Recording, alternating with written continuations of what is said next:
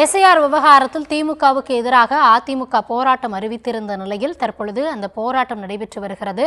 அரசு அலுவலர்கள் திமுகவிற்கு ஆதரவாக செயல்படுவதாக அதிமுக தரப்பில் குற்றச்சாட்டு முன்வைக்கப்படுகிறது. இந்த போராட்டம் தொடர்பான முழுமையான விவரங்களோடு இணைகிறார் எம்முடைய செய்தியாளர் ராஜேஷ்.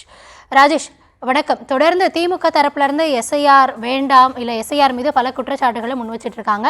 இங்க எதிர்கட்சியான திமுக இதுல முறைகேடுல ஈடுபடுவதாக அவங்க தரப்புல புகாரை முன் வச்சு தற்பொழுது போராட்டத்தில் ஈடுபட்டு இருக்காங்க. அதிமுக தரப்புல இந்த விவகாரத்துல என்ன சொல்லப்படுகிறது?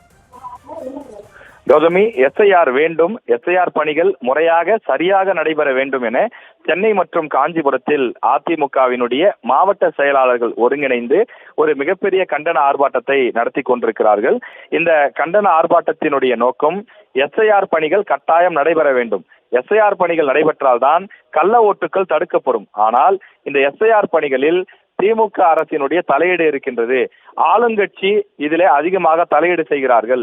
வரக்கூடிய தேர்தல் அதிகாரிகள், அதாவது அரசு துறை அதிகாரிகளை இவர்கள் கைப்பாவையாக பயன்படுத்துகிறார்கள். தேர்தல் அந்த கணக்கீட்டு படிவம் கொடுக்கப்படும் போது அந்த கணக்கீட்டு படிவத்தை திமுகவுடைய பூத் ஏஜென்ட்டுகள் கொத்தாக எடுத்து சென்று விடுகிறார்கள். அவர்கள்தான் கொண்டு சென்று வீடு வீடாக விநியோகிக்கிறார்கள். இந்த பணிகளை அரசு ஊழியர்களான தேர்தல் அதிகாரிகள் தான் செய்ய வேண்டும். ஆனால் ஒரு கட்சியினுடைய பூத் ஏஜென்ட்டுகள் செய்யும் போது அவர்கள் விருப்பு வெறுப்புக்கு இடமளிக்காமல் செய்ய மாட்டார்கள்.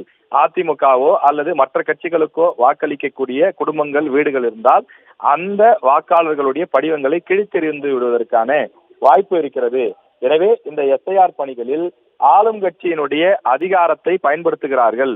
அந்த அதிகார துஷ்பிரயோகத்திற்கு நாங்கள் எங்களது கண்டனத்தை பதிவு செய்கிறோம் என்று குறிப்பிட்டிருக்கிறார்கள்.